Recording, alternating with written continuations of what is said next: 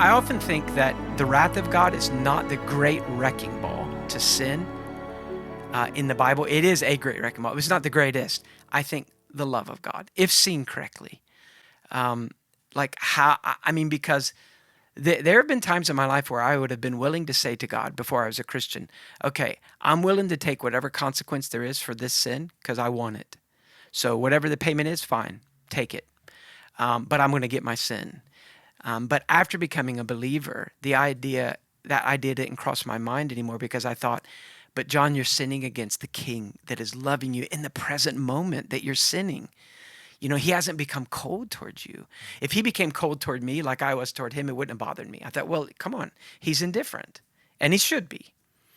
But if he isn't indifferent, my conscience would rise up and say, how can you continue to treat him this way?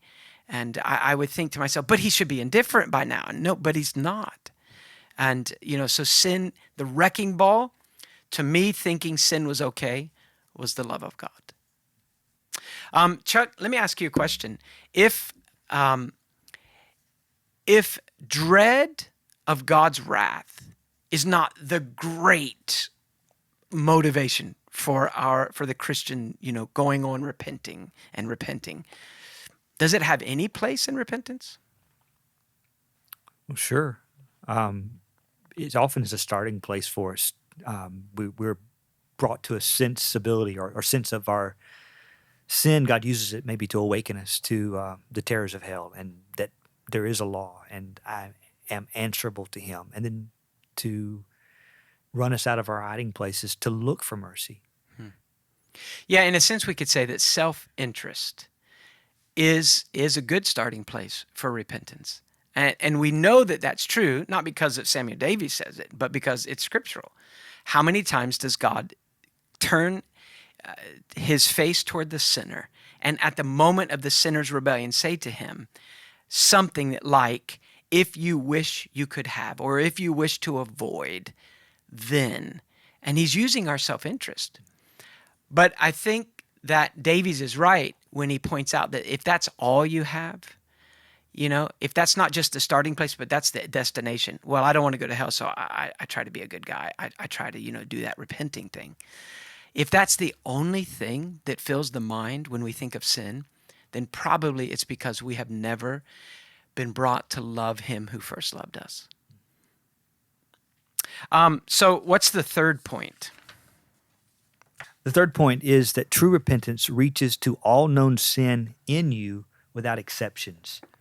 So not just that you hate particular sins, maybe the ones that are more readily noticeable. We've already kind of touched on that the heart of sin is not just the externals, but that you don't categorize any sin as being okay with God because they are all against God, or okay with you because they're all against God.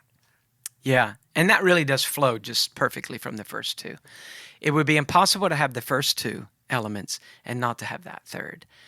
If you compartmentalize your life and you spare your favorite sins, your Agags, to use an Old Testament allusion, and you crucify the most embarrassing, life-destroying sins, that is not repentance. Repentance is when we do love the King, therefore we do hate the rebellion against the King that we see in our soul, in our life, and there's no area that it's allowed to live and have sanctuary.